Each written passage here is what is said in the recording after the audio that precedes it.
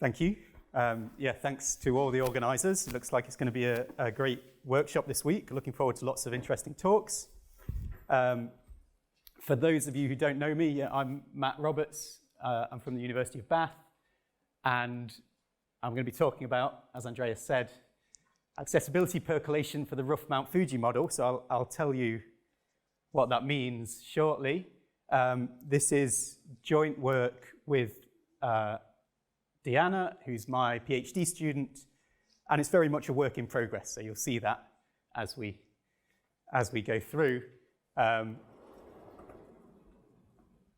I'm going to do a mix of board and slides. Is there a blank button somewhere to blank the slides? I'm going to do a mix of board and slides. Is there a blank button somewhere? Yes. I can turn it off here. All right.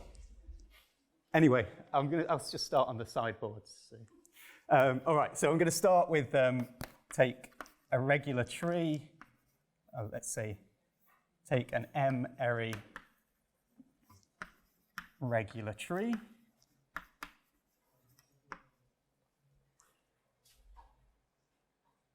Okay, so here M is 4. Yeah, but in a few minutes, I'm anticipating in a few minutes I'm going to turn the slides off and write on these boards, if possible. Otherwise, I can just do it at the side. Okay, so I start with a regular tree. We can think about more general trees, but for the purposes of this talk, for keeping it simple, let's just take an M-airy tree, and to each vertex. Can you read this? Do I need to write bigger? You can read? Okay. To each vertex V, attach a... there's a display on and off there, so I can probably use that. Go, continue. Okay. Attach a label. What am I going to call it? XV, which is going to be a uniform random variable. So these guys are all going to be IID uniform 0, 1s. And then I'm going to add on theta, which is some small parameter, times the distance from the root to the vertex V. Okay. So let's put that on the slide so you can see. Maybe I can use this thing as a pointer. So at the root, I've just got a uniform random variable. In generation 1, so here in this picture, theta is 0.2. So in generation 1, I've got uniform random variables plus 0.2 on every vertex. In the third generation, I've got IID uniforms plus 0.4. The third generation, I couldn't fit them all on the screen, but they're all going to be uniforms plus 0.6, and this carries on forever. Okay, so this is called the rough Mount Fuji model, because there's these labels are sort of increasing smoothly, like Mount Fuji, but with some fluctuations around that, hence the rough part. So what's accessibility percolation on the rough Mount Fuji model? That is, are there increasing paths,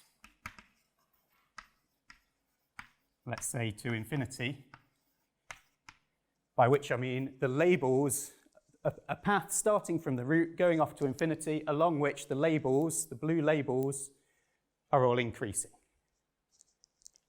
Okay, so here I've just faded out the ones that aren't increasing, so you can see if I tried to follow the path at the very top, I go from 0.133 to 0.557 to 1.098, all increasing, but then I go to 0.664, so my label has gone down, so that is not an increasing path, whereas a couple of vertices down, I go up again to 1.524, so that is still increasing.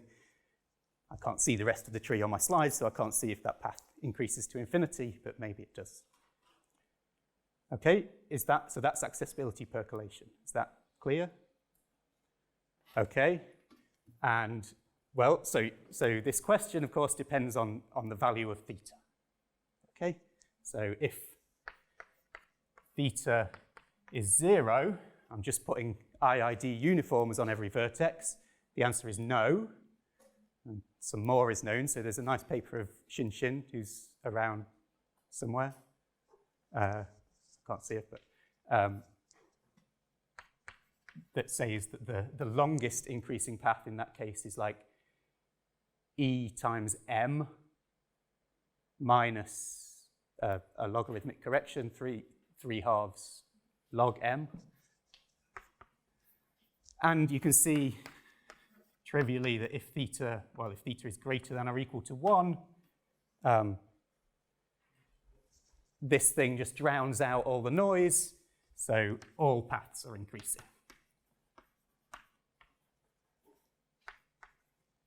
I'll write up arrow to mean increasing.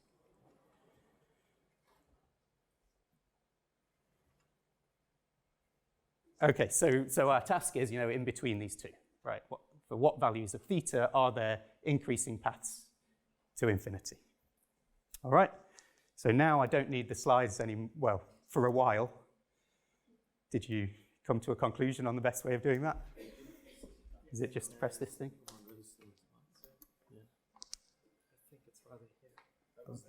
Okay. Okay, thanks. Okay, so I've got two jobs showing that there are no increasing paths for small theta and showing that there are increasing paths for larger theta. So let's start with the first one, no increasing paths. So I could also talk about some motivation for this. Why am I looking at this? So it was introduced by people in the biology literature, the idea being that these labels are somehow fitnesses, and there's some external thing making fitnesses increase gradually over time, but there's some noise as well going on, and there's an initial ancestor that has some offspring with some mutations in their DNA that make their fitnesses a bit different, and the offspring only survive if their fitness is larger than their parent, or maybe it's an offspring species only survives if its fitness is higher than the previous species. Okay.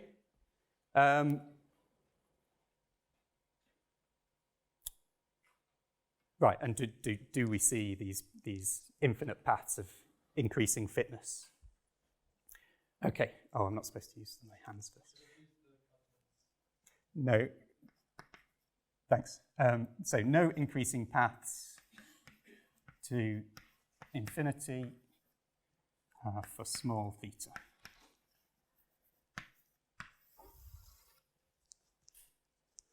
So we're going to use a first moment method. We're going to look at the expected number of paths, expected number of increasing paths to height h,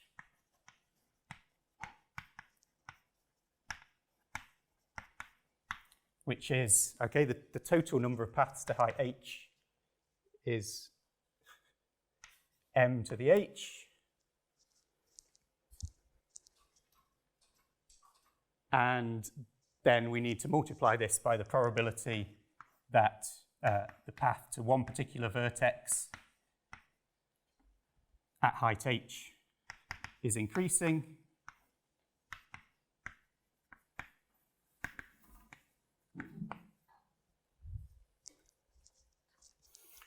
Okay, so this is nice and simple.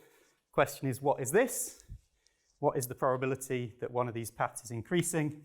So we thought about this for a while, and we're an M-ary tree, so we're a regular tree, okay? Every vertex has M children. We can actually relax that, but for this talk. Think about that. So our lemma says if V is a vertex at height h or in generation h, then the probability that the path to V is increasing is less than or equal to 1 plus theta times h to the power h divided by h factorial.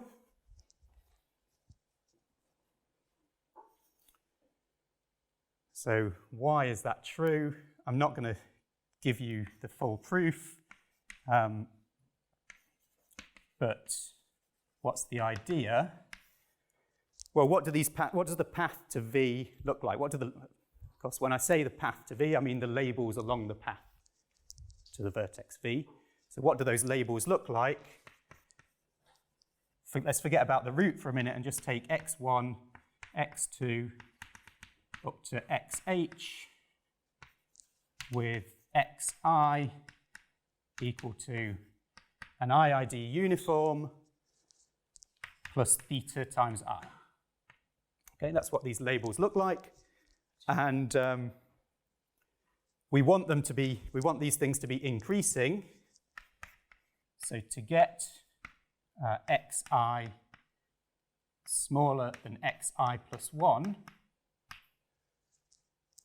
two things could happen. It could be that the uniforms themselves satisfy this. So we could have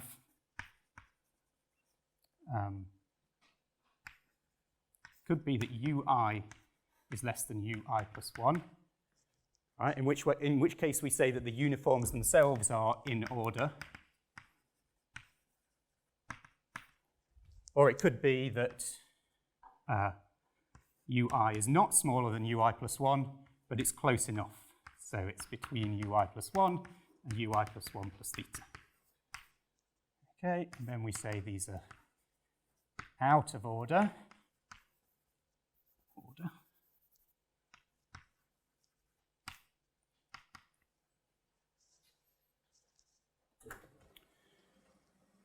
Right, but we've got h of these. So it could be that all of the uniforms are in order. Okay, or it could be that one of them is out of order and all the rest are in order. Or it could be that two of them are out of order and all the rest are in order, and so on. Okay. Can't do two boards at once. So if we fix the number, in fact, fix the indices that we want to be in order, so fix, let's say, k indices to be in order, then the probability that this happens the way we want it to, okay,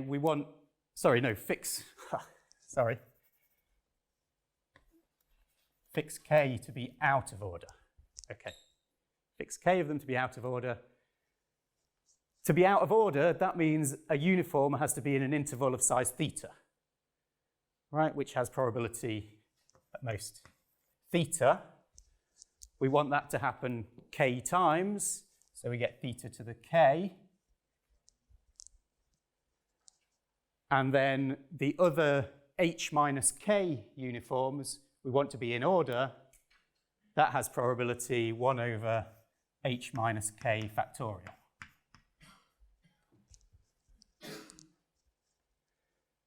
Okay, that's not actually quite true. I've sort of cheated a bit there, but that's the sort of moral of the proof, that something like that should be true. Okay, and then once you have this estimate or something like this estimate, then there are h choose k possible choices of these indices, and then you sum over k. Everything sort of works. Some simple estimate gives this result. Okay, so this is very much not the proof. This bound is not actually true, and we don't actually prove it in this way, but that was the sort of the idea that we had, that something like this should be true, and then we do some integration by parts and some induction and get that the result is true, even if this bound is not actually true. And okay, so from this lemma, we get, so thus, the expected number of increasing paths to height h is less than or equal to m to the h times this thing, 1 plus theta h to the h over h factorial, which is by Stirling approximately, so we get an e from here, so it's e times m times 1 plus theta h divided by h all to the power h. And this tends to 0 if e times m times theta is less than 1, i.e. theta less than 1 over e times m.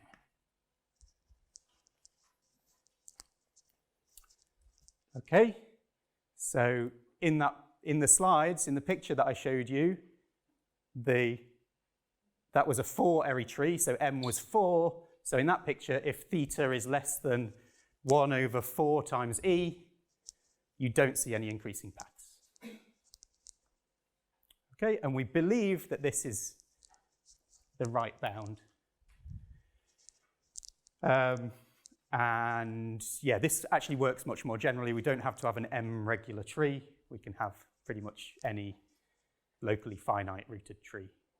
You just replace m with something else that I'll talk about in a minute. Any questions at that point? Shouldn't it be more like a deep sea trench rather than Mount Fuji? Why should it be a deep sea trench rather than Mount Fuji? Finding out, you're not. Well, yeah, I mean, it depends whether, yeah, I guess, I don't know. I didn't come up with a name, so don't blame me. I guess you are climbing. Yeah, maybe it's yeah, whatever. Right, so that is there are no increasing paths for small theta. Right, what about, oh, that one's going up. Apparently a double press makes them keep going up forever. Right, so how about there are increasing paths to infinity for larger theta? Should get a bigger bit of chalk. Right, so one possibility here is to get a lower bound on that probability up there and try and do a second moment method. Now, we haven't done that, so, I mean, it might be possible. We haven't tried, so like I say, it's a work in progress. Deanna is only just coming to the end of her first year of her PhD, so we haven't sort of explored all possibilities. Anticipating the open problems session this afternoon, if you wanted to, you could try and do a second moment method with a lower bound for that probability. I'm going to tell you about different approaches. So here's approach 1. So this is not due to us. This, I think, was originally done by Hegarty and Martinson. I'll show some references later, and then refined a bit by a group in Colombia. It's a coupling with Bernoulli percolation.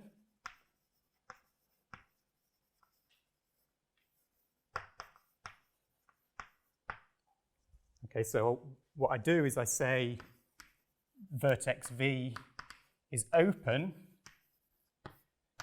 if its uniform is just smaller than theta. right? So the uniforms, remember, this is not the label of the vertex, this is the uniform attached to the vertex. So these guys are IID. Right, a set of events V is open over all vertices in the tree. These are IID.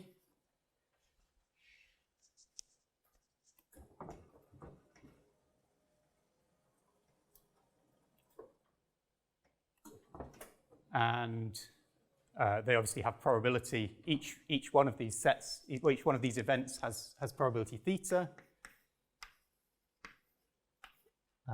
Probability that V is open equals theta. So this is like a standard Bernoulli percolation on the tree. Lots is known about Bernoulli percolation on trees. In fact, here we've even got regular trees, but you can do much more general trees. It's known that there are infinite open paths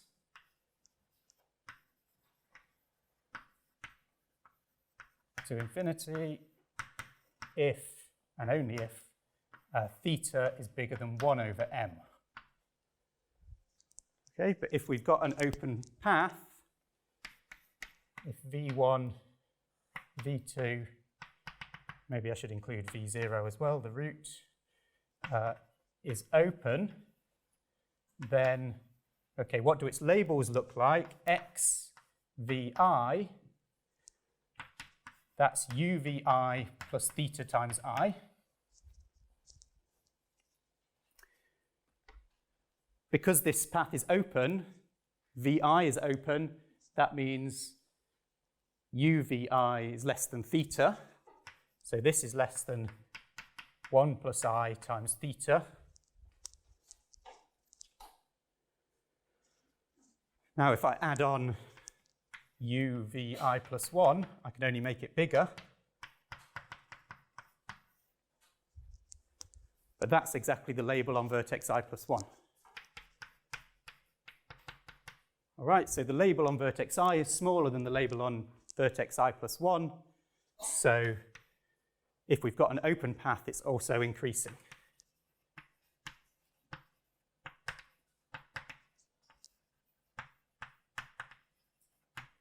Okay, so if theta is bigger than 1 over m, then we get open paths to infinity. And if we have open paths to infinity, then we have increasing paths to infinity.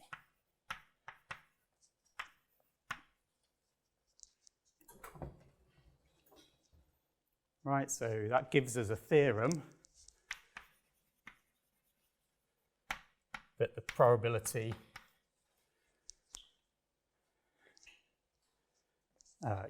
so the probability of increasing paths to infinity is either 0 or strictly positive, depending on whether, it's 0 if theta is less than 1 over e times m, and it's strictly positive if theta is bigger than 1 over m. Okay. Two things to note about this theorem. One is that actually, as I sort of mentioned, this holds not just for m-ary trees, but for any locally finite rooted tree. You just have to replace m with the branching number of the tree. So I'm not going to write down what that is, but you can think of it as like the analog of m. It tells you how fast the tree grows. And the other thing to notice is that e doesn't equal 1. So there is a gap. There's quite a big gap here between these two things. And of course, I wrote approach 1 here. So here's approach 2.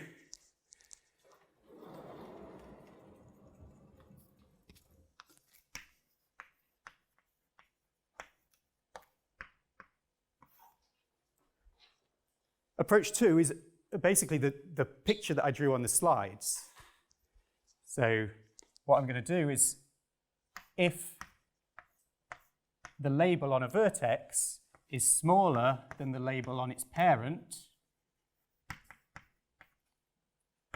then delete V and all its descendants.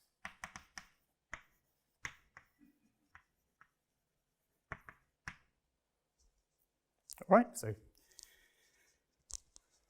it's quite simple. Don't know if it's quick to turn this thing back on. I've got the boards in the way anyway, but I'll need to have it on soon anyway. So let's try and move these down.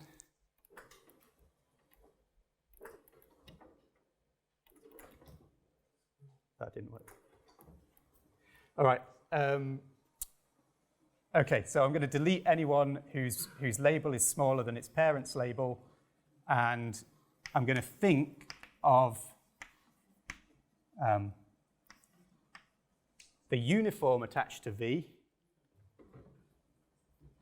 as the type of V.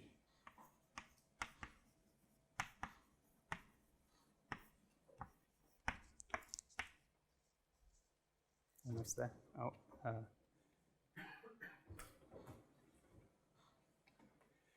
Okay, so yeah, I'm just deleting, just like here I faded out the ones that weren't increasing. Now I'm just totally deleting them and thinking about the uniform attached to a vertex as its type.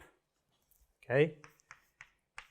If V has type, happens to have type Q, okay, so it's uniform, just happens to take the value Q, then after deletions, the number of children of V, what does that look like? Well, there are, each vertex has m possible children. Each of them survives deletion if its uniform plus theta is bigger than Q. Right? So that's exactly if its uniform is bigger than Q minus theta. Right? And that's IID, that happens independently for each child. So the number of children of V is just a binomial random variable with parameters m and 1 minus Q plus theta if that is smaller than 1 or 1 otherwise. And the type of each child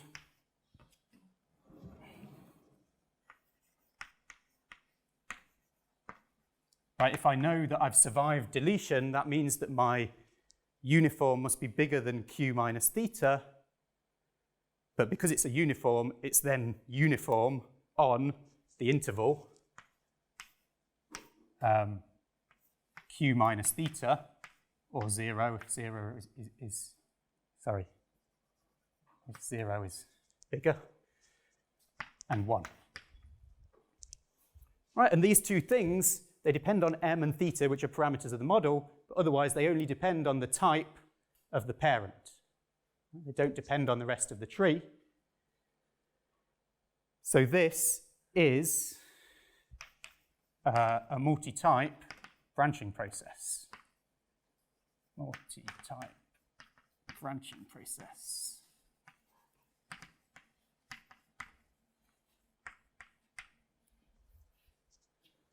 Okay, so we want to use that, and survival of this process is equivalent to increasing paths to infinity.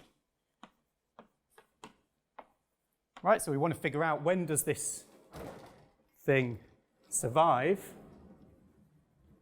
We want to use the standard theory of multi-type branching processes. Unfortunately, this is a multi-type branching process with an uncountable type space, which is a bit more annoying than ones with countable or even finite type spaces. But thankfully, our process has a lot of monotonicity in it, so we can just bound it from below. Bound from below, we take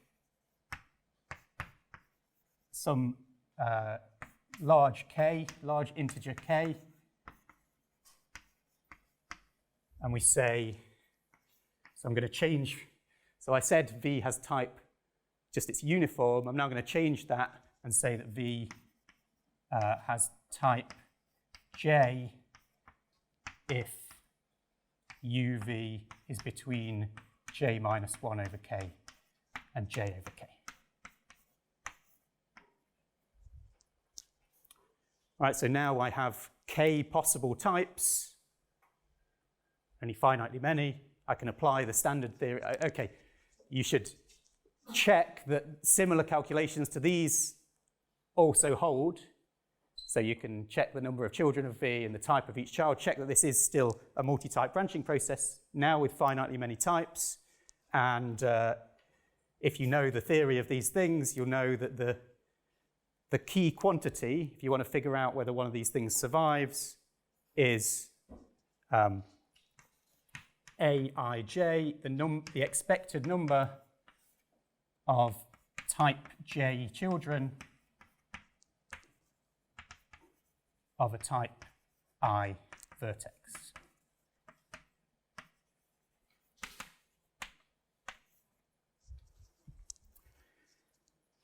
I'm not going to do this calculation, but I'm going to tell you the answer. It's not difficult to figure out that this is M divided by K if J is greater than or equal to, I think it's I minus theta K rounded down. I might be plus or minus 1 out, and 0 otherwise.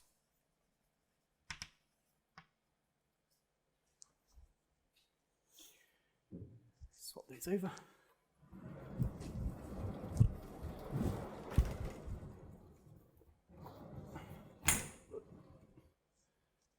All right, so A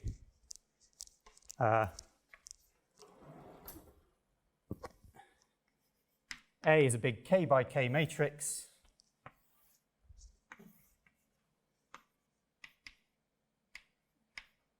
And there's a diagonal here, which is theta K away from the lead diagonal. And we have zeros over here, and every entry over here is M over K. And right, so it's quite a nice simple matrix, and the theory says that this is, that we get, if the biggest eigenvalue of this matrix is bigger than 1, then we get survival with positive probability.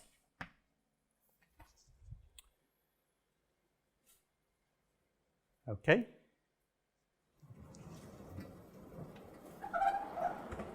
So we're almost there. Now, as I say, this is a work in progress. So at the moment, we have a bound on when this happens. But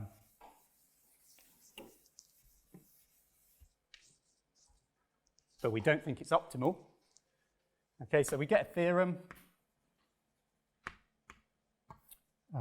So it's the same as the previous theorem. The probability there are increasing paths to infinity. We know that's 0 if theta is less than 1 over e times m. And we can now say that it's positive if theta is bigger than 1 over 2 times m. So previously we had 1 over m here. Okay, this approach 2 allows us to change the 1 over m to a 1 over 2. Now, of course, I said before e doesn't equal 1. E doesn't equal 2 either, but it's a bit closer. And we have a conjecture that we can change 1 over 2m to 1 over e times m.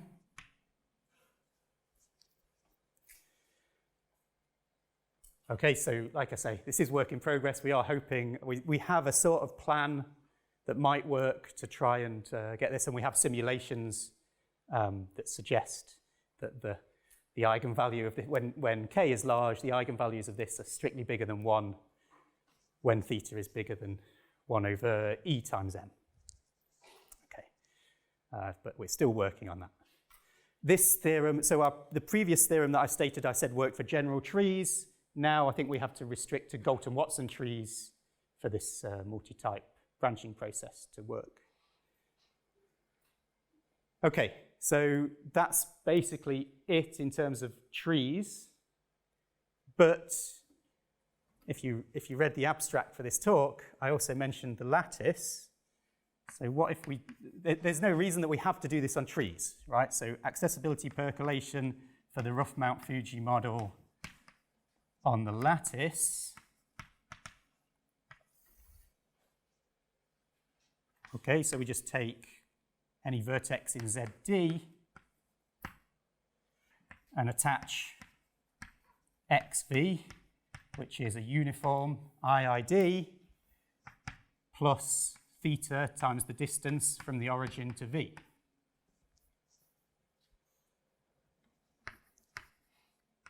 And again, ask, are there increasing paths leading away from the origin to infinity?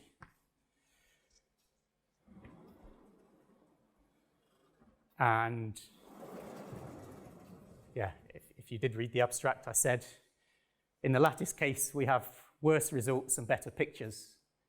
Our results are pretty, so we can show that there aren't increasing paths for very small theta by embedding a tree in the lattice. And we can show that there are increasing paths for large enough theta, we think, by a coupling with directed percolation in the lattice. But those bounds, those theoretical bounds aren't very good. So open problem number 2, come up with good or better bounds, some bounds actually adapted to the lattice for this model, or other graphs, right? So we've done trees, or we've almost done trees, and we've started thinking about the lattice, but there are tons of other graphs, like hyperbolic graphs or something that you could do. So let's have a look at the pictures. Before I do that, there are 2 complications on the lattice. One is, I haven't said what this distance is. So on a tree, it's pretty clear what the distance should be. It should just be the graph distance. But on a lattice, you could use still the graph distance between 0 and V, or you could use Euclidean distance, for example.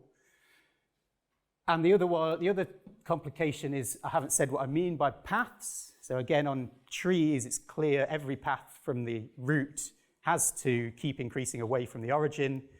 But on the lattice, I could insist that my path always gets further and further away from the origin, or I could allow it to backtrack and get closer to the origin at some points. Okay, so it's not clear what the right choice is, but here's some simulations. So if I use graph distance here and don't allow back steps, it seems like around 1/3 is the critical theta. I have no reason to think it's actually 1/3, but it's somewhere around there. So you can see if I go from theta is 0.33 to theta is 0.34, it looks like a change in behavior this looks supercritical. This looks like it might be subcritical, although, of course, you only have positive probability of survival when you're supercritical, so I might just have not generated enough of these pictures.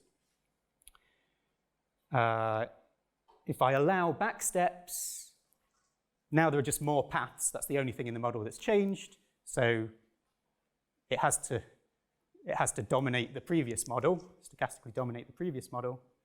So you can, but you can see there's not much difference, right? So there's with no back steps at 0.34, there's with back steps at 0.34. They look very similar. Why is that? Because if you use the graph distance, then going back a step costs you theta in your fitness. So it's really hard to do a back step.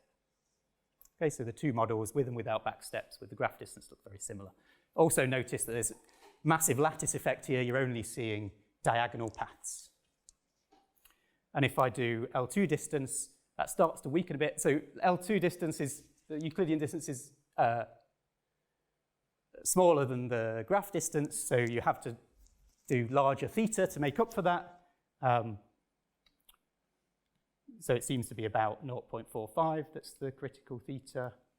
And you can sort of see that the lattice effect starts to weaken a little bit, although if I plot lots of different values of theta, I'm not sure how well you can see this because of the lights, but there's some little green bits in the middle that are theta is 0.43, and then all the way up to the red ones of 0.55, you can clearly see there is still a pronounced lattice effect here.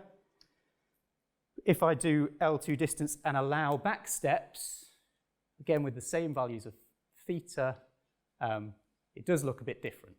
So with the L2 distance, it's more possible to do back steps. You don't, in certain places in the graph, you don't lose very much.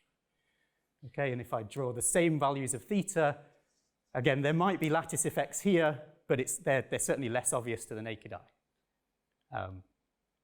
So this is, yeah, those same values of theta, all the way from green, there's a little bit in the center that's green, all the way up to this red chunk is theta is 0.55.